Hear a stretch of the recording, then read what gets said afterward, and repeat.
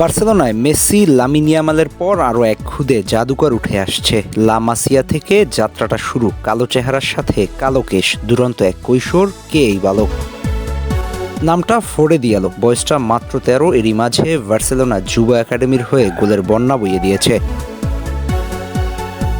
30 ম্যাচে করেছে 96 গোল। শুধু গোল করা নয়, তার পজিশনিং, গতি আর গোলের ধরন দেখলে মেসির ছোটবেলার কথা মনে করিয়ে দিবে। কি দারুণ এক প্রতিভা নিয়ে জন্মেছে, ইতিমধ্যে ফুটবল বিশ্বের নজরে চলে আসছে। অনলাইন প্ল্যাটফর্মে, সামাজিক যোগাযোগ মাধ্যমে ছড়িয়ে পড়েছে তার বেশ কিছু গোলের ভিডিও, ছোট ছোট ক্লিপ।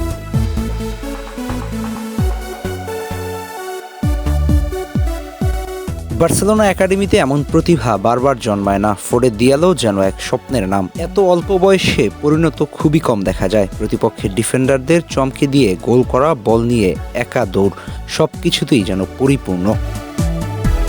লা মাসিয়ার কোচরাও নাকি ইতিমধ্যে বলে ফেলেছেন, এই ছেলেটার মাঝে ভবিষ্যতের সুপারস্টারের ছায়া দেখছি।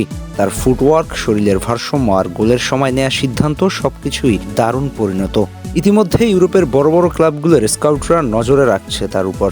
তবে বার্সেলোনা চাইছে তাকে ধরে রাখতে, ধাপে ধাপে বড় করতে। মেসি, ইয়ামালের মতোই যেন এখানেই গড়ে ওঠে এক নতুন কিংবদন্তি। শুধু মাঠেই না, মাঠের বাইরেও দিয়ালো একেবারে শান্ত, লাজুক স্বভাবের। লামিনের সাথে আছে তার ছবি, রাস্তায় গাড়ি থামিয়ে সেই ছবি তোলা।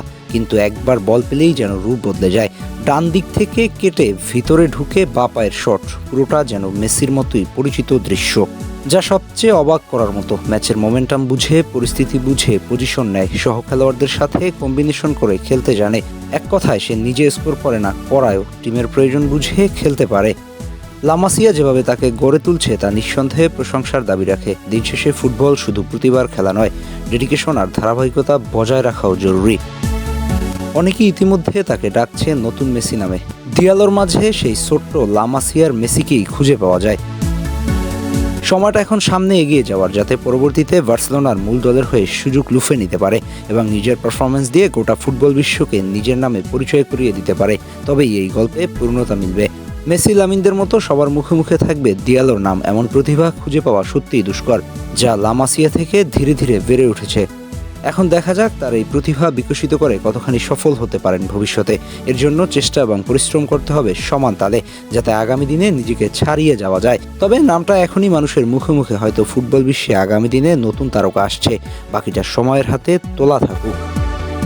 আহমেদ হোসনাইন খান, টিম স্পোর্টস।